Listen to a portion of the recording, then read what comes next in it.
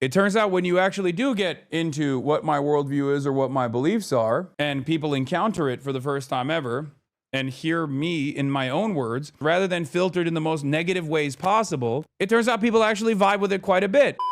Some Fox News podcast kind of implies you are the left's version of a groyper. That's so awesome. You know what's funny about this? Like, calling me the left's version of Nick Fuentes immediately and automatically shows that there is like an asymmetry of morality between the right and the left, okay? Because if the scariest guy, if the most frustrating, scariest guy on the left is a guy who's saying like, you know, there are certain lessons we can learn. All countries have issues, but there are certain lessons we can learn from, China in terms of development, or everyone should have healthcare. Everyone should have free college education.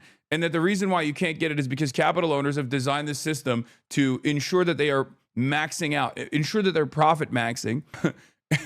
If that's the most extreme version of the left, and the most extreme version of the right is just like a dude trying to do the Holocaust again to everyone. Yeah, I feel like maybe there is a very interesting imbalance in the scales here. Like you can't sincerely look at these two different people. And then on the one side, you got a dude who's like, yeah, everybody should have healthcare. That's crazy that like in the richest nation on the planet, 700,000 people are going to sleep outside.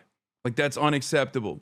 And we need to fix that. We need to fix that with like a stronger government is as terrifying to some people on the right, if not even more terrifying to some people on the right, than a person straight up saying, that they like Hitler. They're trying to say you're both the same due to your position on Israel. Oh, Elon Levy is mad. Oh, it's because of the Gal Gadot stuff. What's the difference between Hasan Piker and Nick Fuentes? Just read the quote in Fuentes' voice. It's the same hateful anti-Zionist rage.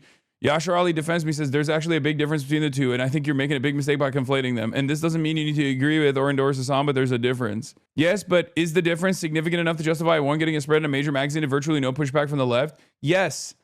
Yes, it is, as a matter of fact. Yes. There is a difference between anti-Zionism and anti-Semitism. And I'm glad that there are at least some people who recognize that, because the reality of the matter is we're getting anti-Zionism whether these guys want to agree to it or whether these guys recognize it or not. The difference is, will we have a non-anti-Semitic anti-Zionism, which is simply anti-Israel due to Israel's policies, due to Israel's ethnic cleansing of the Palestinians, or will we be getting an anti-Semitic version of an anti-Israel, anti-Zionist sentiment in this country? And the more people conflate these things, the more people conflate these two, the more they make people lean into the second version, okay? And it's very, very frustrating that a lot of people don't understand it. I'm anti-Israel because I'm anti-fascist, okay? I'm anti-Israel because I'm anti-fascist. I'm anti-Israel because I abhor racism. Nick Fuentes' worldview also revolves around, calling black people and brown people. Like Nick Fuentes wants there to be an Israel-style situation here in America for white people. I don't want that. Okay? I don't want that Israel-style apartheid structure to exist anywhere around the world. That's the difference. Anyway, here, this is the Fox News disagreement on this guy is apparently saying I'm like the Nick Fuentes of the left. Ezra, I would say you should be cleaning up your own house on the left and fighting the Pikers. And Piker, the Groypers are on the right. And in doing so, that's funny. Of that political movement. So they have come under pretty withering and often, I find, very unconvincing attack from those people. How dare you support abundance? We want socialism. They view it as a betrayal ideologically. So he's taken a lot of incoming for that. And recently he's been, I guess, trying to get back in their good graces. So he was really pushing the government shutdown. He was very angry at the Democrats for ending their government shutdown. And now he's talking about, how terrible the Groypers are on the right. And in doing so, in the podcast, Ezra Klein cites positively a guy called Hasan Piker as some sort of arbiter, I guess, of whether or not the Groypers are odious. And they Wait, he did? The Yo, we got an Ezra Klein mention. I didn't realize. When did Ezra Klein speak positively about the boy? I didn't see that. I saw him hit the I did see him hit the Zoran is actually very good. And I was like, nice. Okay. Eventually you're going to land on a good take. You know what I mean? You're going to eventually land on a good take. This was this thing that I saw online where he's like, I've met Zoran Mamdani. I voted for Zoran Mamdani. I don't think there's anything anti-Semitic about him at all, says Ezra Klein. Yeah, exactly. I can't believe that I learned about Ezra Klein mentioning me in a podcast from this dipshit. I don't even know who this guy is. Are morally odious.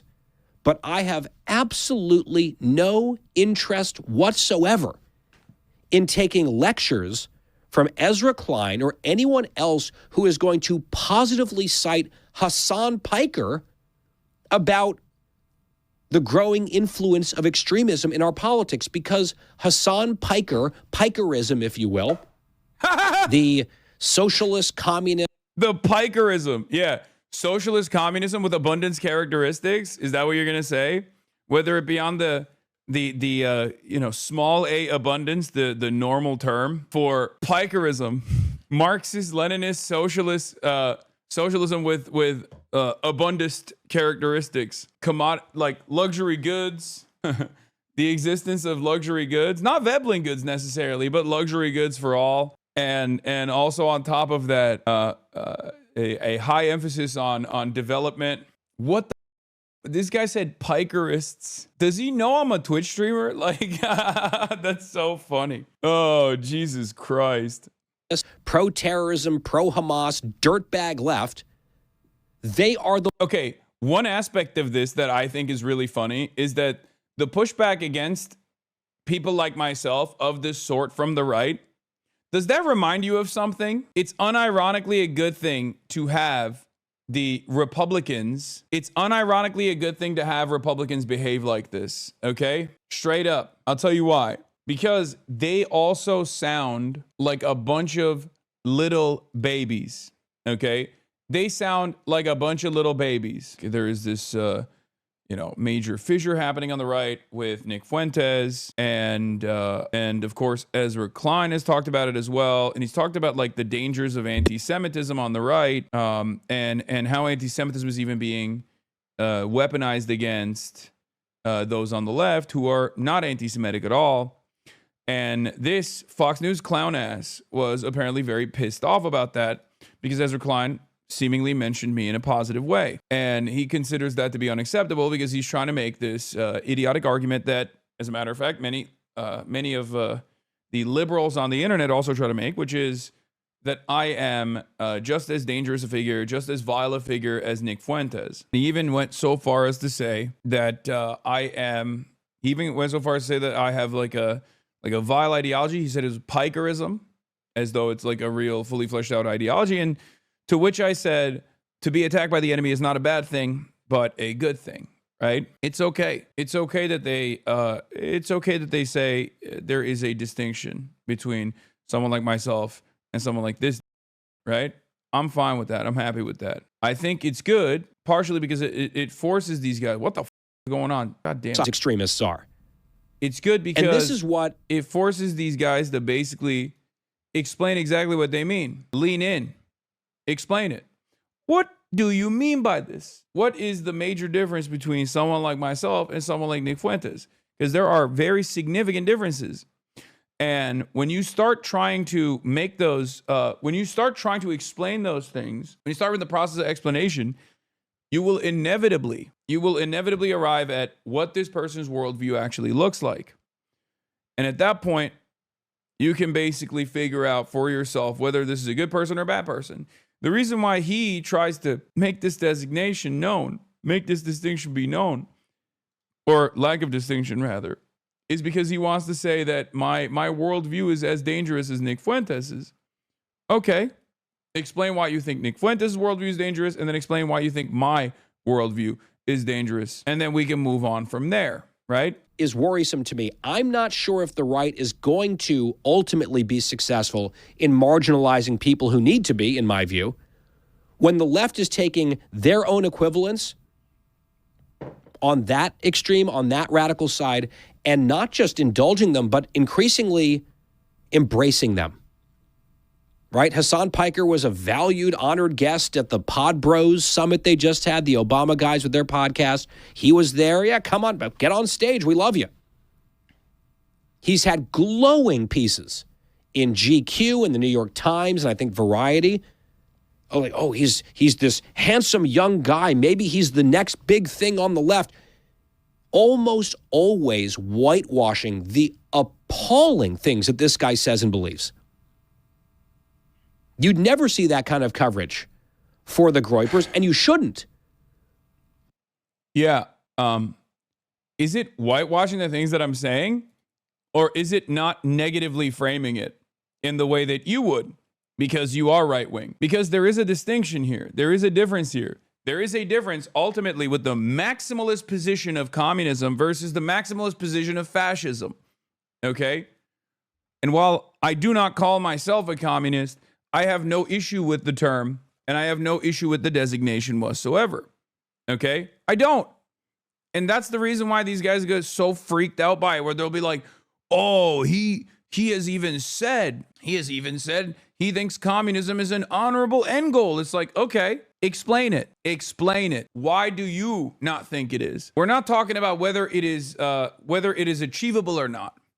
We are talking about whether it is good or not, because a utopian vision, a utopian version of fascism implies that there is like some kind of genetic, ethnic, sectarian purity. The utopian version, the utopian end goal, the goal to strive towards under communism is a statesless, classless, moneyless society, a borderless society. I don't understand how you can look at these two things and be like, well, one is dangerous and scary. The other one is also dangerous and scary. It doesn't make any sense. It's very stupid. But of course, a lot of the right-wing Republicans against Trump people are doing this as well. Why is this account just going crazy all of a sudden? I thought this was the Lincoln Project, but now they're just doing right-winger shit.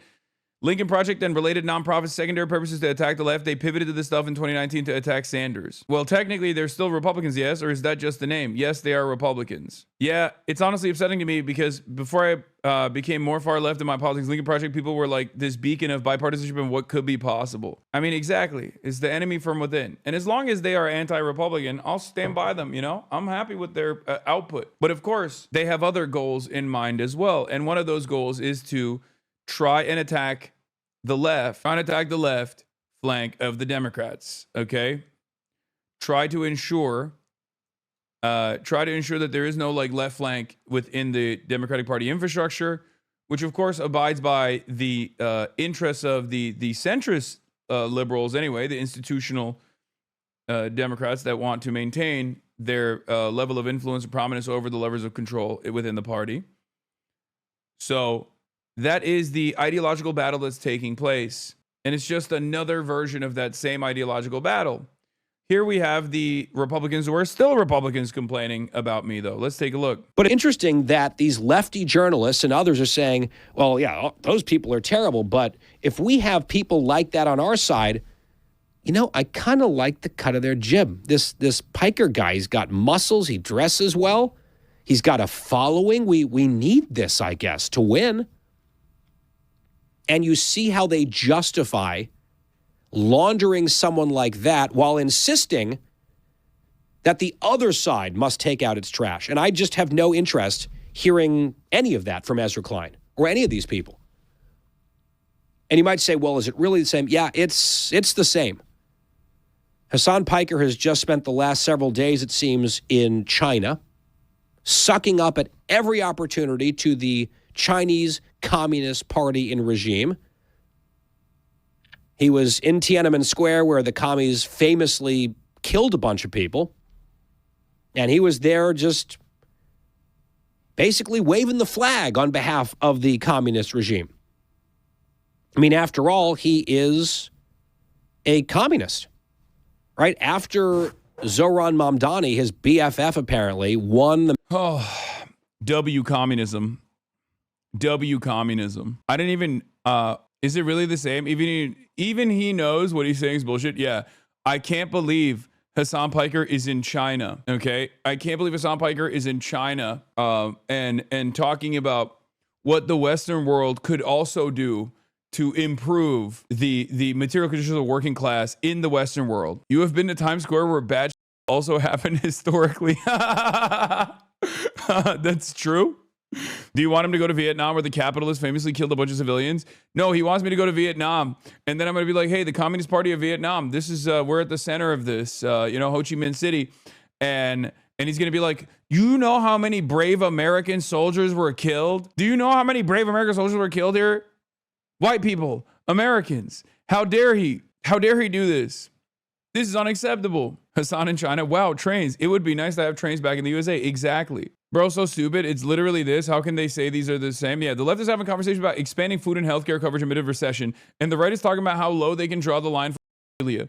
To me, tell me it's hard to see which side is evil. Like, even with the most base-boosted version of these ideologies, there is a reason why people are unafraid to call themselves socialists and communists, even in a country like the United States of America that has waged war against communism, as opposed to the fact that many people are, at least until, at least for now, still worried about the moniker of Nazism and fascism.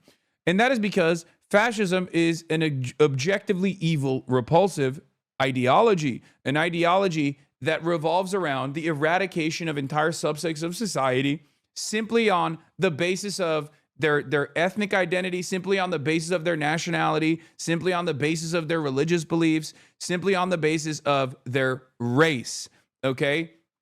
These inalienable qualities must be forcibly excised from society. That is at the root of fascism, okay?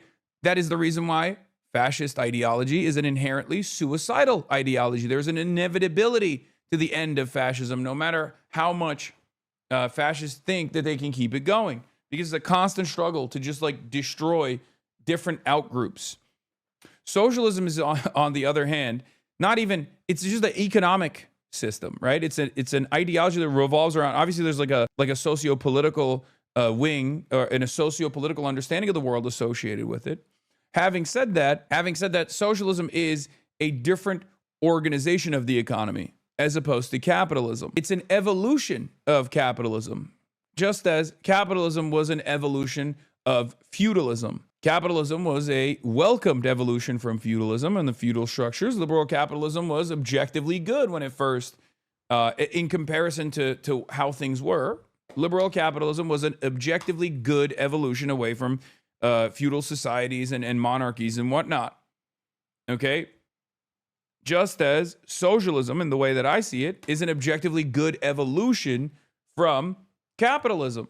The reason why there is a difference, the reason why it's not, inappropriate to say you're a socialist in the same way that it is inappropriate to say you're a fascist. Like, fascists need to hide their power levels, quote unquote. Whereas socialists don't necessarily need to do that, right? I don't have any issue with that. I mean, there are entire countries that are run with this identity. I mean, China is a country that is run by a communist party, right? There's a communist party in Kerala, which has been able to destroy extreme poverty in India, right? There are very successful communist parties all around the world. I mean, another example is Vietnam, and the way these guys just kind of lean into the danger and the Red Scare propaganda that has been implemented, it's just not going to continue working in the ways that it did. You could get a lot of mileage out of this kind of commentary and this kind of fear mongering maybe 20 years ago, 30 years ago, but you can't do it anymore. And the reason why you can't do it anymore is because people can see their material realities deteriorating day in and day out. And that's it. When you are a young guy growing up in the United States of America and you see everything going to and, the real movers and shakers, in American politics is about like whether or not Trump sucked the former President Bill Clinton's. Okay, come on, China doesn't even have free healthcare, higher education. How can you even say it's remotely communist? It's still a capitalist country. I can't tell if you're like a left com or just a coping American Westoid, but first of all, I didn't even say China is communist. China is not a communist nation yet. It is run by a communist party.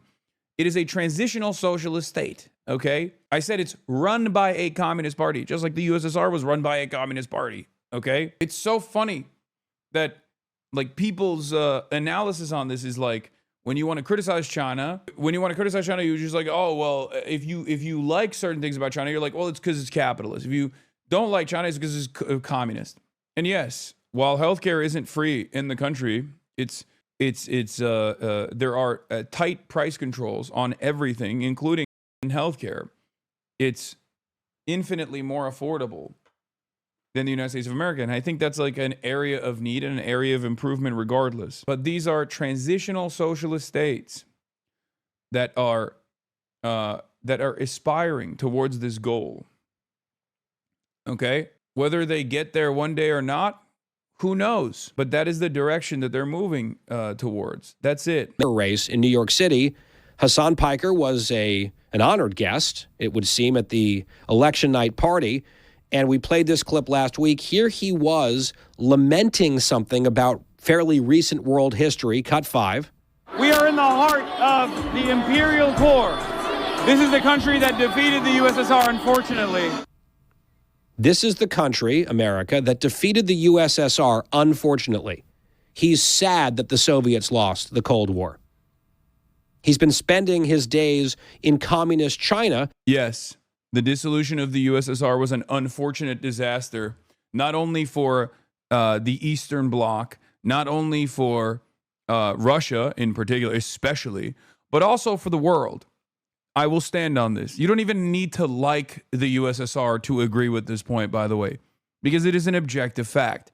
Not only did the material conditions deteriorate dramatically in places like Russia, but the USSR presented a dangerous alternative, one that many social democrats even in Europe used as a threat of a dangerous alternative to actually advance a lot of expansions of the pre-existing social safety nets. There is a reason why in the aftermath of the dissolution of the USSR, the world, the Western world in general, has unironically collapsed because of the unimaginable success of capital. That's it. If you look to the period of the Cold War, while there is many struggles, many countries, including the United States of America, were at the very least looking at the dangers that the USSR presented as an alternative vision for how the world could be constructed, and were objectively terrified by it, which is why capital owners allowed the bourgeois parties and liberal capitalist democracies to at least advance some degree of socialization. Post-Reagan, there is no alternative, and capital is dominating, and we see how wonderful that has been. Without that level of ideological competition, and this is like the most centrist analysis I can give you, right? But without that level of ideological competition amongst capitalists and socialists around the world, you see what pure capitalism looks like. You see what capital domination looks like. Increased monopolization, increased corporate interest capture of both parties, deregulation, massive economic problems. Housing is purely a speculative asset at this point. And of course, that creates an unaffordability crisis, which creates homelessness, which creates so many other economic problems. That's it. Saying things like this. This is a new quote from Mr. Piker. Cut 1. I don't have any sort of patriotism in my heart for America, but just in general. I'm not like a very, I care about people. I have no sort of... I love that they also try to clip that out of context, but like even clipped out of context, it just straight up it just straight up shows exactly what I'm saying. I'm like, I'm not a very patriotic person. I'm at Tiananmen Square. I'm talking about like my own personal opinions about patriotism. I'm saying like I'm not a very patriotic person, so I don't fully understand like why people are this patriotic. Why Chinese people are this patriotic, and they are losing their minds over this quote. They're like, oh, he's in Tiananmen Square waving a Chinese flag, saying I'm not a very patriotic person, to imply that I'm patriotic for China instead. Like they're trying to do a dual loyalty trope. They're trying to be like, oh, he's patriotic for China first and foremost. It's like, no, that's actually the opposite of what I was saying. I was saying I don't feel a sense of patriotism for America, nor do I feel a sense of patriotism for any country, really, not Turkey either. I care about people. And you can see it in the quote. They're trying to say that patriotic is exclusively American because they're illiterate. Patriotism in my heart for America. Yeah, that seems pretty clear. You wish we lost, apparently, the Cold War. He's not just saying that on his endless live streams, where apparently he zaps his dog with a shock collar if the dog gets up to stretch. Isn't that lovely? But he is on the soil of a foreign adversary country. I do think that this level of anger and resentment will negatively, will actually end up working in the opposite direction. This is why I said it is not a bad thing that our enemies oppose us. It is a good thing. Right? It's just like this guy is very clearly losing his mind over this. And I think if liberals were to see that, they'd be like, yeah, I think you're a little crazy. Okay? I think you are losing the plot a little bit. Maybe we should calm down. Run by a totalitarian communist regime, and he's bragging about his total lack of patriotism for the country that has made him extremely rich. Does he believe in political violence? Yes, he does. I know he claims, oh, no, of course not. No, he wants people to ignore the many things that he says. He lies. Because he said this publicly, cut 3. Those motherfuckers in the street. Let the streets soak in their red capitalist. Yeah, no, that was sincere. You got me. Cut 4, in case you missed the point. I'm sick and tired of it. Left-wingers, liberals, you need to be showing your opponent's guts. This is about a debate. Yeah, they cut when I say in a video game, in the previous quote, when I'm actually talking to a landlord, ironically enough, a landlord who was a friend of mine. And then also on top of that, this is all the post Charlie Kirk fallout where like people were doing the clip compies where they were like, he's real violent. What I'm talking about is in this quote that they're showing, what I'm talking about is that like liberals need to be more cutthroat. They need to be more cutthroat in debates. Okay? They need to be more cutthroat in debates. They can't be out on there, okay? You need to be gutting them. You need to be shaking these motherfuckers and letting their intestines just ride on stage. What the is this man? Slice them up. Slice them and dice them. Let the streets soak in their bleeping red capitalist blood. And it's not metaphorical either because he's a big fan of that guy who murdered, allegedly, the healthcare CEO in cold blood in New York City. Big fan of that guy. Big fan of Hamas and terrorists who kill Jews. He said that every act of resistance is legal, talking about that conflict. Under international law, the oppressed people have a right to militant resistance. This is an objective fact. Take it up with international law. Is this slander? No. What this is a classic case of taking things that I'm saying either out of context or greatly exaggerating what the statement I'm making is. Like what he is describing currently is unironically the underpinning of the Second Amendment. If you ask a Republican why they believe in the Second Amendment, they will say, oh, well, because we have to have an armed resistance, a well-armed militia, well-regulated and well-armed militia to potentially do an uprising against a tyrannical state, right? That's unironically, definitionally what the Second Amendment is. So when you say that as a right-winger, they go, hell yeah, brother, you're a patriot. When I say that, other people also have a right to do that under international law, because they do. These guys go, oh, he wants brown people to do that? Well, no, that's not allowed. Do you see what I mean? This is getting old, man. Every day we cover no-name to bring up your... I mean, this is on Fox News. This is a Fox News podcast. It's a little bit different. And the reason... I didn't even know that this was going to be a clip compilation. And the only reason why I brought this up is because he was trying to say Hasan is the same as Nick Fuentes. And even at best... read the comments, this guy's getting roasted. At least the left doesn't support files. Release the files. GOP, guardians of...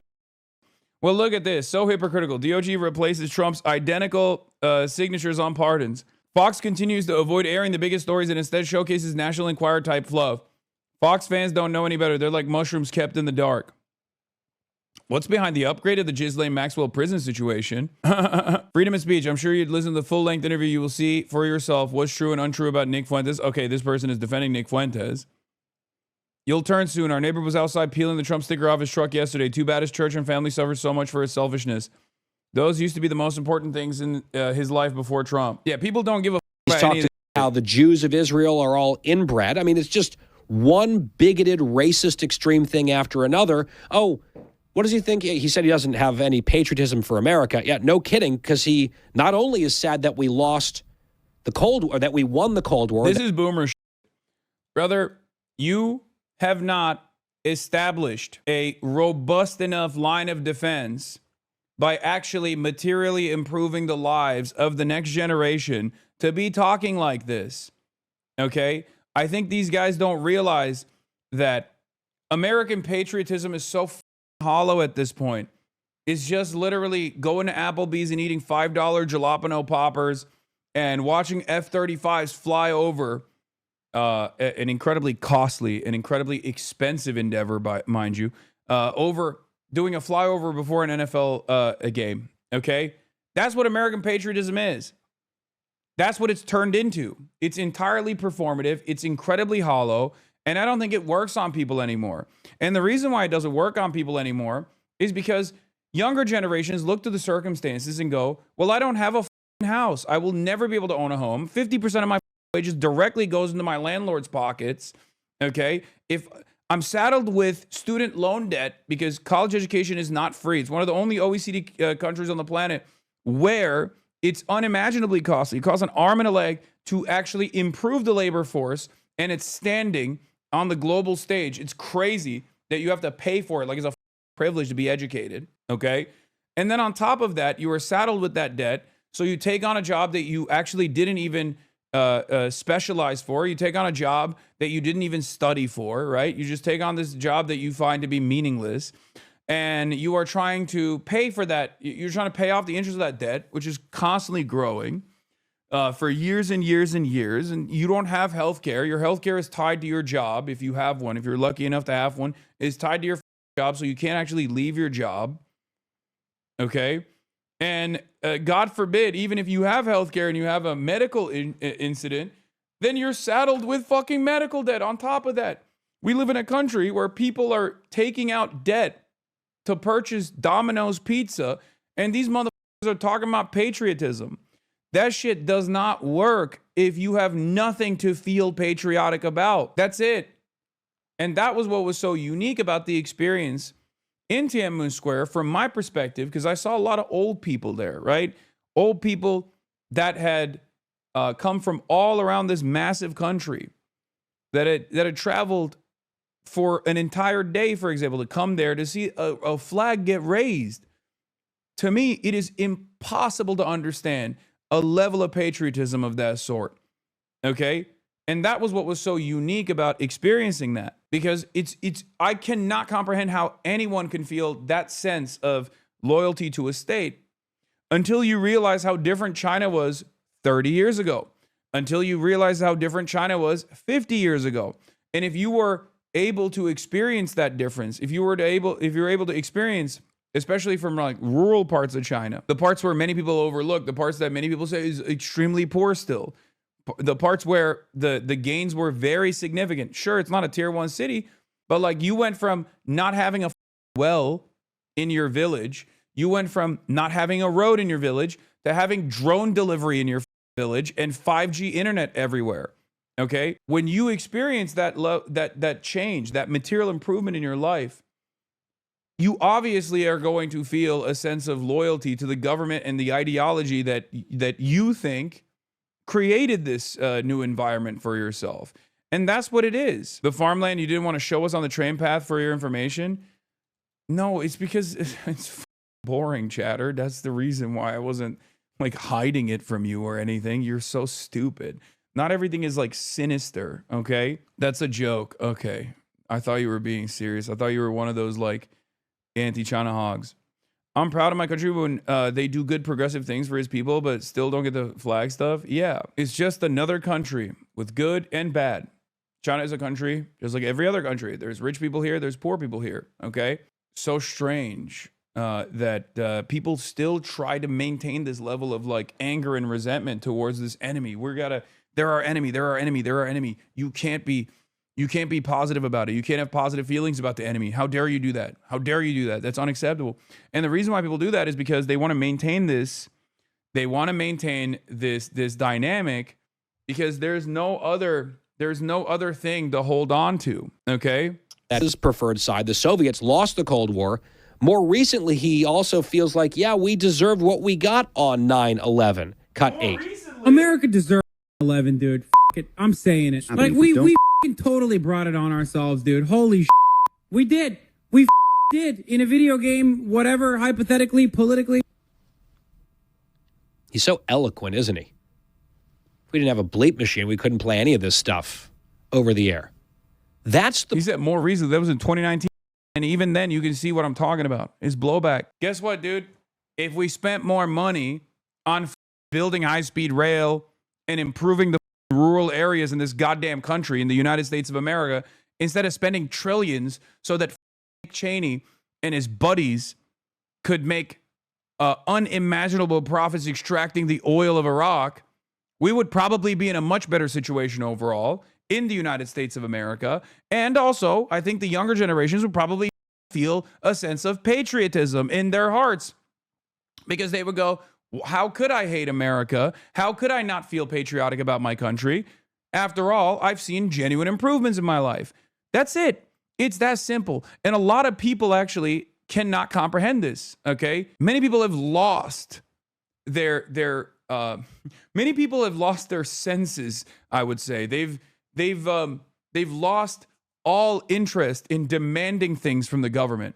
They've lost all interest in the democracy, the concept of theoretical democracy. We've just completely dropped it. We're like, whatever. What is going to happen? Neither party speaks to my interests. Who gives a shit? I have to work. I have to go to work. At the end of the day, I have to go to work, no matter who's in charge. And that's the attitude. That's the attitude that many Americans have, and it slowly but surely basically chips away at any kind of sense of loyalty that they might have to their own country. So if you don't want to see it from the perspective of uplifting all workers in this country, think about it from a national security concern if you want to do it that way, okay? It's so stupid. And then these guys, with their endless inability to address these material problems, these material realities, will then turn around and be like, no, this guy is your enemy. The guy who tells you you deserve healthcare, the guy who tells you you deserve better development, the guy who tells you that like a better future is possible in the United States of America, the wealthiest nation on the planet, where 700,000 people are fucking going to sleep outdoors. That's crazy. That's unacceptable. I'm the villain here.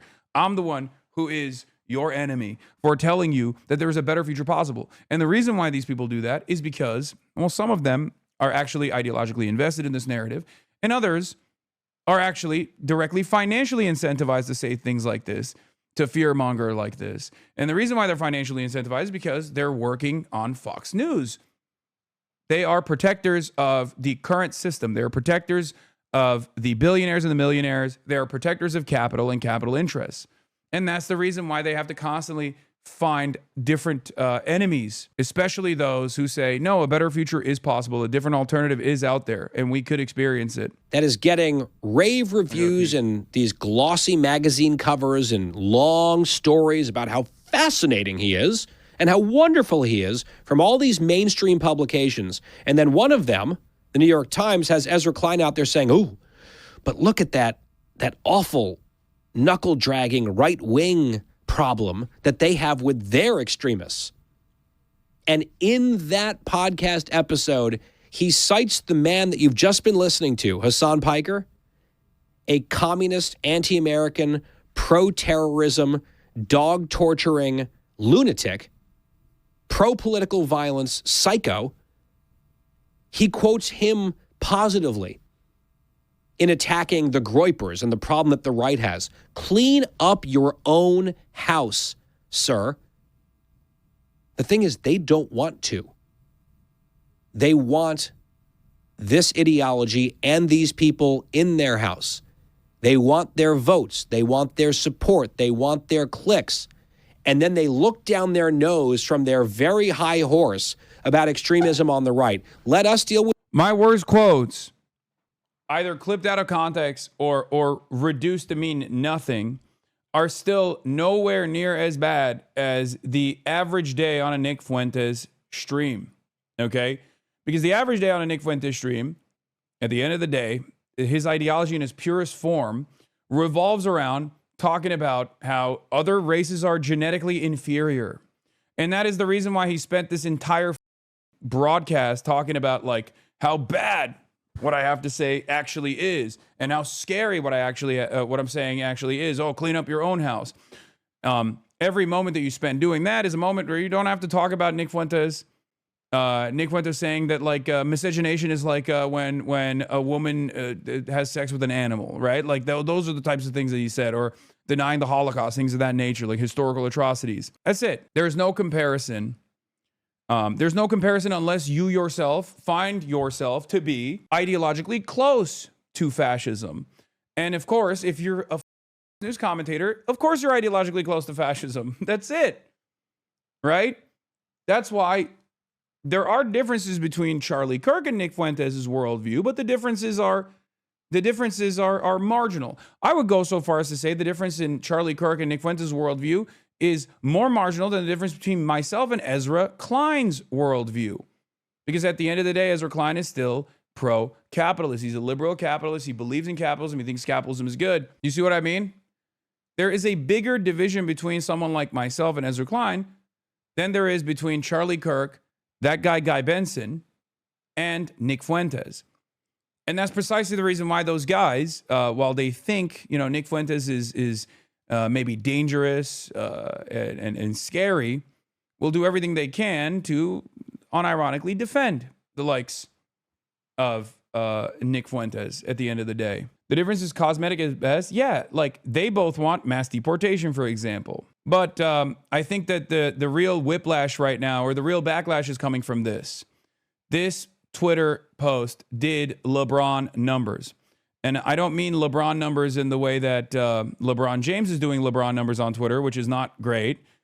I love watching YouTube golf videos, random I know law, so cool, which, LeBron was ratioed by friend of the show, Maya Higa. But the post in and of itself is doing LeBron numbers all over the timeline.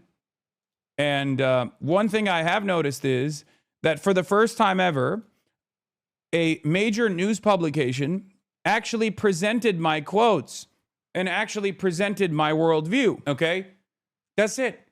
Normally, when the New York Times does a profile, or when all these other outlets do a profile on me, they talk about how hot I am. And while I don't necessarily mind that, okay, they rarely ever get into what my worldview looks like, what my beliefs are. It turns out when you actually do get into what my worldview is or what my beliefs are, and people encounter it for the first time ever, and hear me in my own words, rather than filtered through a million different negative associations, rather than filtered in the most negative ways possible, it turns out people actually vibe with it quite a bit. Don't say, all right, buddy, this is serious. A week after appearing at the center of much media attention at Mamdani's victory party, Hasan Piker gets an unchallenged and promoted write-up in Variety, writing off Israel as an ethno-fascist state and saying Gal Gadot is a part of the sexualization ploy by the Israeli army. Will Miniger, I like Hasan too, but surely this kind of fawning tone and promotion doesn't befit a reporter of your stature. Is because you've had the right predictions and takes for years, it finally makes sense to certain audiences? Yes. People, I think, needed to see either more political defeats. Liberals, I think, needed to actually experience even more political defeats for them to basically realize, like, oh shit, maybe we were lied to by a lot of centrist Democrats about how centrism is actually the method. Centrism is actually the movement. Centrism is actually the pathway to electability to defeat the Republicans. Terrifying how overnight it has become increasingly acceptable to demonize someone simply because they're from Israel. Yes, a digital pogrom, says Laura Loomer. Words have no meaning anymore.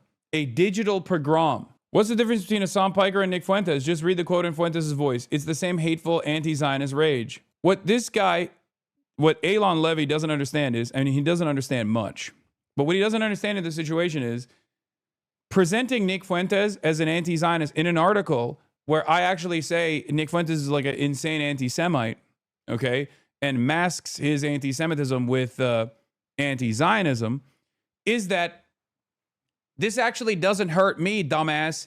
This actually promotes Nick Fuentes. And these guys do not get it. Okay, the pro-Israel people do not get it. Some of them do, and they don't care about growing anti-Semitism in the Western world because they think it suits the purpose of the Zionist project in general, right? If Jews are fearful of living in the West, maybe then they'll move to Israel, right? But many others, unironically, don't realize that they are making a country that they choose to live in a scarier place for them. They're making the country that they want to live in, they're making the country that they love, the United States of America, a scarier place to live in for Jews. Okay? Because they are unable to recognize that a defensive Israel, a robust defense of Israel, does not work any longer. And associating anti-Zionism with anti-Semitism is actually making people feel as though they might be more anti-Semitic than they actually previously thought they were, rather than making people question whether they should be anti-Zionist or not, or anti-Israel or not.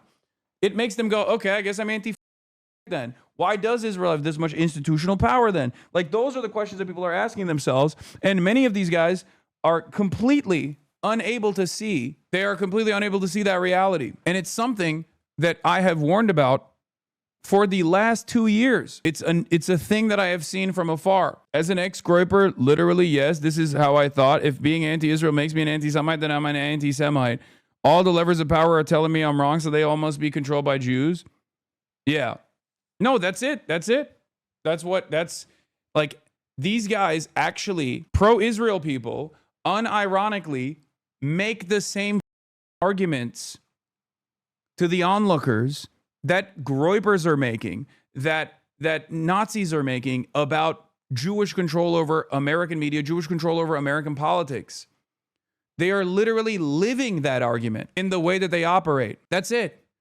When you have all of these different politicians who are like, oh yeah, woke is dead, we're anti-woke, turn into the biggest DEI defenders when it comes to Jewish people, specifically to defend the state of Israel, obviously. What the f are America supposed to assume here? What the f are right-wingers supposed to assume here? They're going to look at that and be like, the f I thought, it was no holds barred. I'm a homegrown, corn-fed country boy from Arkansas, and you mean to tell me that I can shit on Mexicans, black people, Muslims all day, every day, but then, I make jokes about Jews, and all of a sudden I'm public enemy number one? Okay, well then, maybe there is something to the narratives. Maybe there is something to the arguments. Like, that's what normal people experience.